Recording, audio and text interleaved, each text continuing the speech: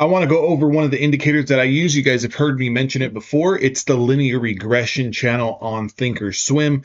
So as you guys know, I do all of my prop firm trading on TraderVate with Apex. And to be honest, because I trade options as well as equities in my personal brokerage account with Charles Schwab, I use Thinkorswim platform.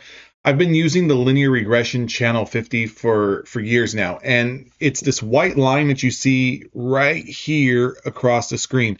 Now you're going to notice here earlier in the session at 8:40 in the morning Pacific Standard Time, not only do we confirm, but we close above and we start to build above that linear regression. Now, for aggressive scalpers, aggressive traders, you can definitely take the breakout.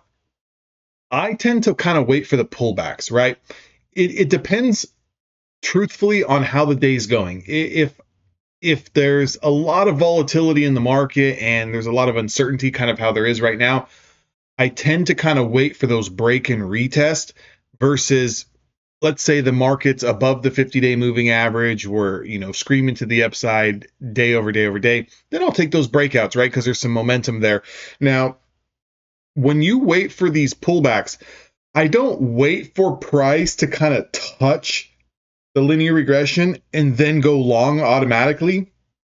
What I like to do is I like to see a sweep, okay? So I like to either see price break that area, close below it, or put in a significant wick below and then reclaim it in the same candle. And you're going to see here, not only do we get a nice little wick below it, we can consider that aggressive. I want you to keep in mind, I do have this rising 50-day moving average on that 5-minute time frame. So it's acting as a little bit of support, but I also am understanding that if we get below that, there's a lot of room down, there's a lot of headlines, there's a lot of news, there's a lot of things going on in the world. So what I would like to do here is play that reclaim. Now, it's going to require some patience and, hand to the sky. As a day trader, and you guys have probably been there before, we don't have the most amount of patience, right? A lot of the times. It's like a trained muscle. You're not going to show up with 22-inch pythons on day one stepping into the gym, right? It's going to take some time. You're going to get the diet in order. You're going to have to really train those muscles. The same thing with trading levels. You're going to have to train yourself to be patient, wait a little bit longer. Sometimes, yes, you're going to miss the move because it's never going to come back and get you. But a lot of the times, more times than not, 6, 7 times out of 10, you're going to be on the better side if you just wait a few more candles for that confirmation. Now, notice when we close below that linear regression line, great. Now I've got my signal if we reclaim it, meaning if I can get another candle that gets back over that linear regression channel, I want to be long. Because automatically what I can do is use the low of that previous candle that closed below the linear regression as my max pain. I already understand we lost the level once. I already understand there's a potential that we can bounce there. If we don't bounce and we don't start to get aggressive off of that area and we lose that prior candle, I don't want to be long anymore. So it gives you a clean and clear out. Now look at what happens here, 11 a.m. Pacific Standard Time. Once we close back over that linear regression, that's your signal to get long, okay? Once you get long, you're using that prior low as your stop loss, and you're kind of just sitting in this trade waiting to see if we can test those highs. And if we can test those highs, you want to be selling into supply, especially when on the bigger time frames, the daily chart, the 4-hour, the 1-hour chart, we are below macro supply. You don't want to just sit there and hold and think that this is just going to go to all-time highs. You want to be selling into those higher macro supply zones. So here's the breakdown. Get the linear regression channel on your Thinkorswim charts, okay? Even if you're trading prop firms. By the way, guys, Apex is 90% off using code DAnthony. That link is down in the description box below. Once we lose or once we sweep significantly underneath a linear regression channel, if the momentum and the trend has been going to the long side or to the short side, depending on what the market's doing, You can use that linear regression as a remount, as a reclaim spot, as a bounce spot, as an area of rejection. So here it is. We break through that linear regression, don't do nothing again. Unless you're an aggressive, experienced scalper who understands position sizing, I would definitely recommend just, if you're not, just let it go.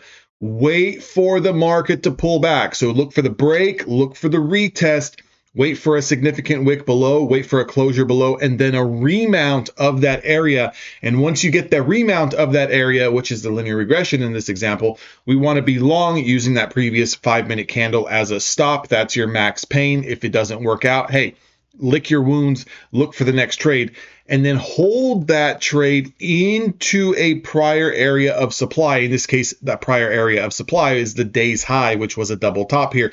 Now we clearly wicked through that, and now we're kind of pulling back a little bit, but there was more than enough room to make money there.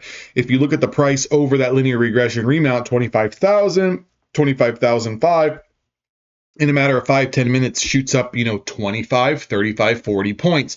So for many of us who are looking to scalp and we're trading with these prop firms, 10 points, 15 points, 20 points, 25 points, these are fantastic trades. So again, just want to bring it to your attention, guys. Start watching these linear regression channels. Again, it's going to give you that average price, that mean price of a 50 period, 50 previous channels. Then it's going to give you some standard deviations off of that. Very, very good, because typically once we break outside of them, we tend to pull back to them. Once we get rejected from them, we tend to go down and gravitate towards the next one. So very, very good tool that you guys can use. I'll see all of you guys on the next video. Make sure to like, comment, and subscribe. Let me know how you guys did today. I think a lot of us were really expecting the market to be super, super volatile today, given the history of what happened this weekend.